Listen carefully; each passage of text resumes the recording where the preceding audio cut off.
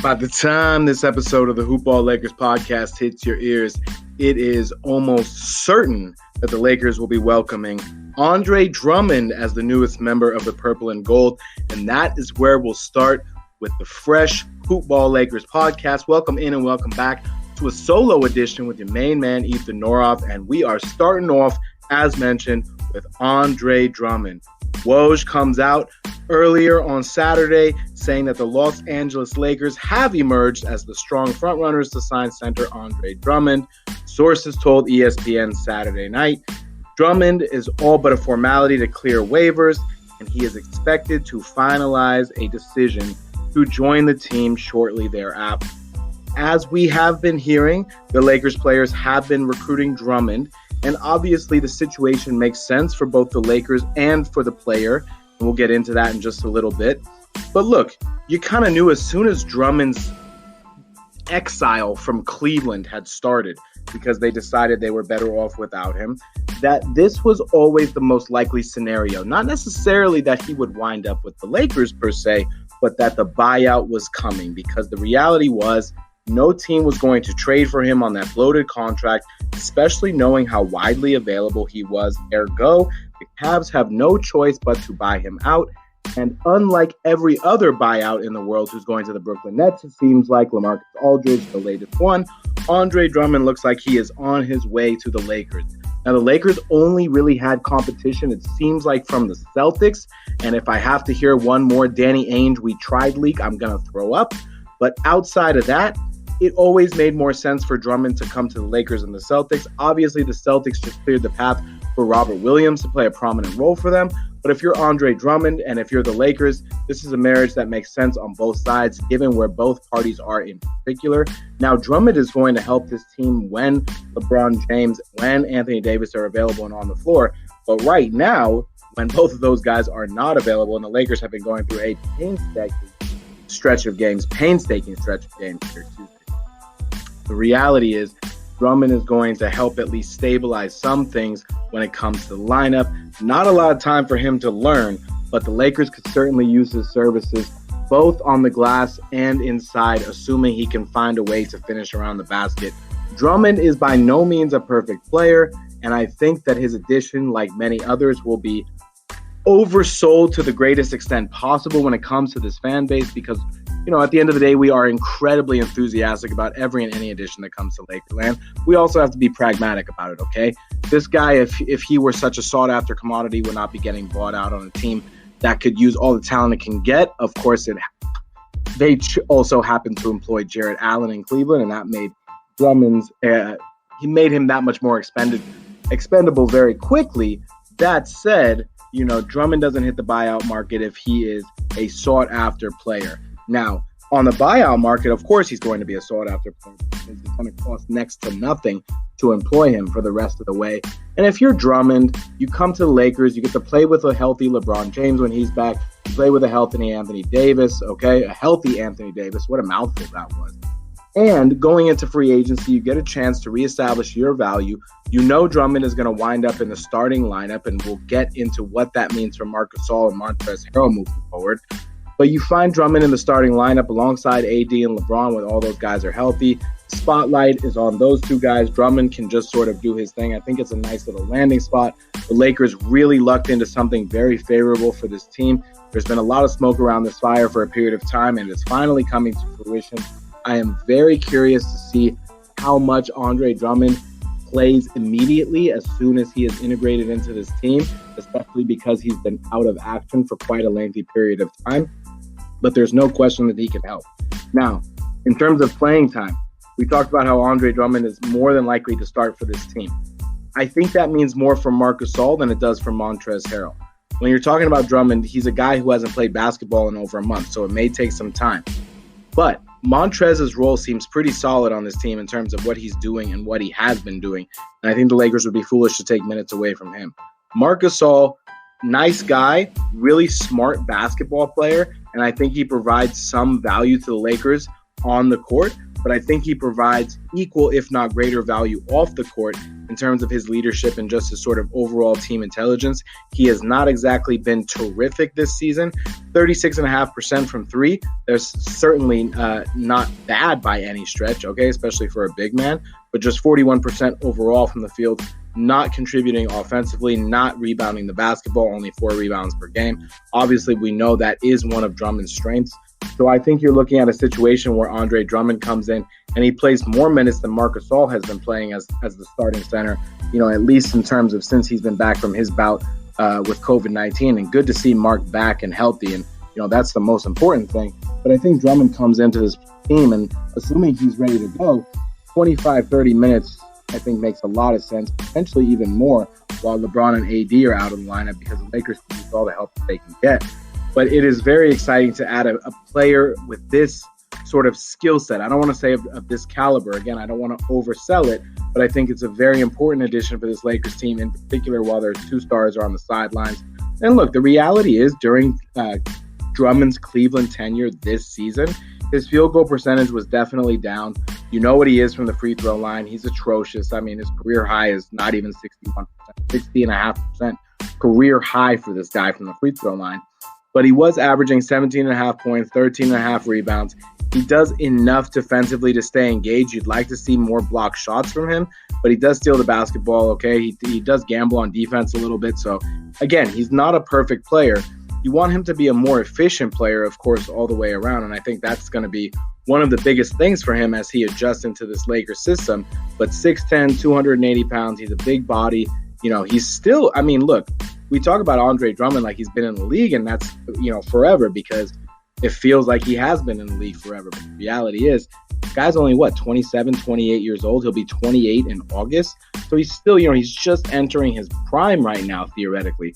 So we'll see what Andre Drummond brings to the Lakers, but definitely sort of another twist and turn to this season that I don't think Lakers fans expected.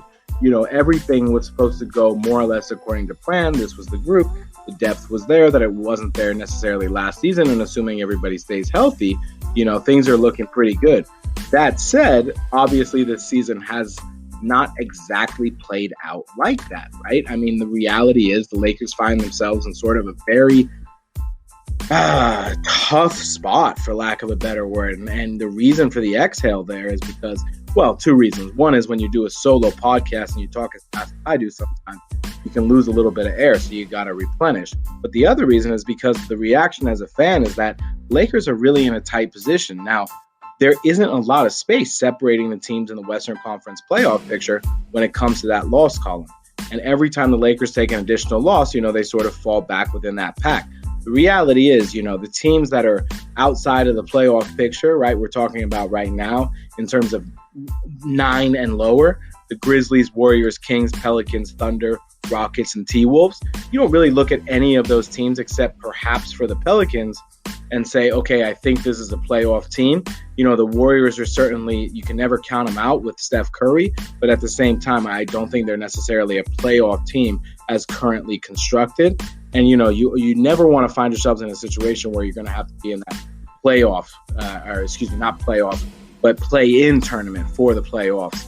Now, if the Lakers wind up in the bottom seed in the 8, they'll be the proverbial 8 seed that definitely nobody wants to face, but they should be able to not face that situation and at least not fall out of the the top 6. The tough thing for the Lakers as they move forward is that the schedule is just sort of relentless. And, this is something that JC and I have talked about on previous podcasts. And one of the reasons why the Lakers beating the Cavaliers in their most recent game was so important, and hopefully another victory against the Magic to follow, because prior to that, you played a very good Suns team, a very energetic Pelicans team, a good Sixers team, even without Joel Embiid.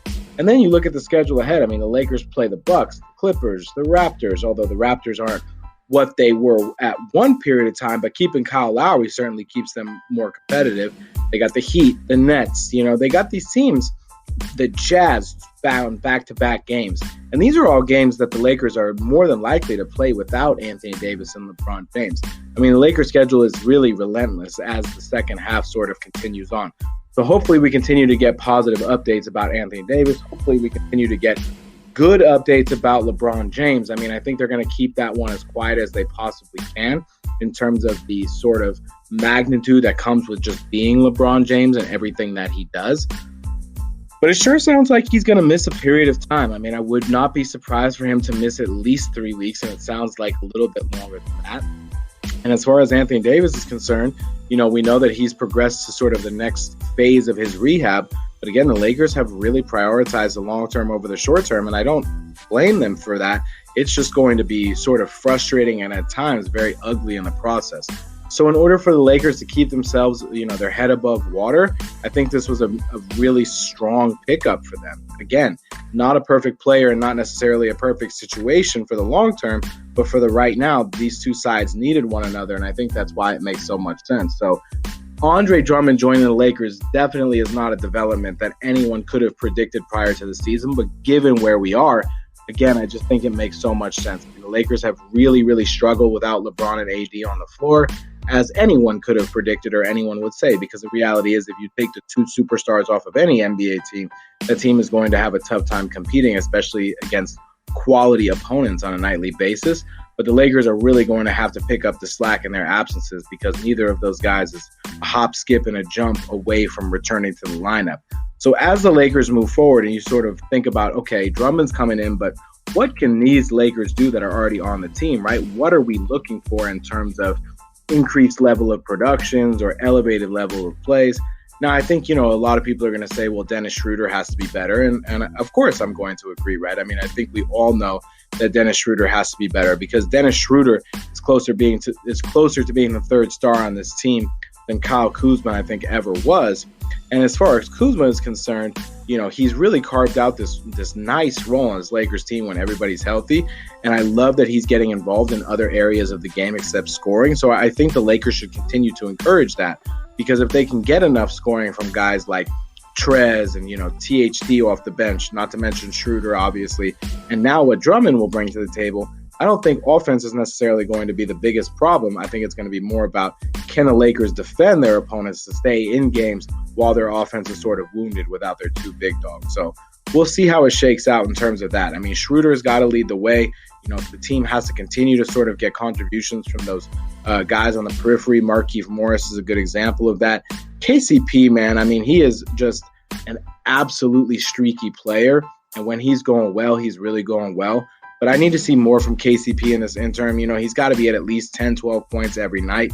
None of this 3 points, 5 points, 7 point stuff. I need him to be a little bit more engaged. And I need him to be a little bit better from behind the 3-point line. Same thing can be said of Wes Matthews and, even of Alex Caruso. I think I need him to step up a little bit more. So, I think Montrez is going to continue to play. I don't know that the Lakers will necessarily experiment with a front line that includes both Andre Drummond and Montrezl Harrell because that could be a spacing nightmare. But I think Montrez's role should be fairly solid for the most part. We will see how it shakes out because Drummond will absorb a lot of minutes, but I think the Lakers have to find a way to keep Montrez at least 25, 30 minutes on the floor because he's just been so effective off the bench for them in that role.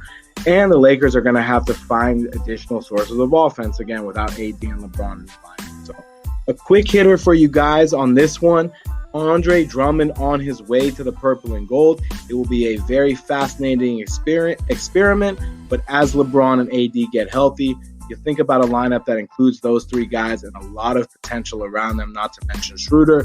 So it's a very exciting time to be a Lakers fan, as it always is. The twists and turns of the COVID-19 season are upon us. Andre Drummond joining the Lake Show, LeBron and AD in LA. This is your main man, Ethan Noroff, on the Hoopball Lakers podcast. Always download, listen, subscribe, follow us on Twitter at Hoopball Lakers, and you can find me at Ethan_Noroff.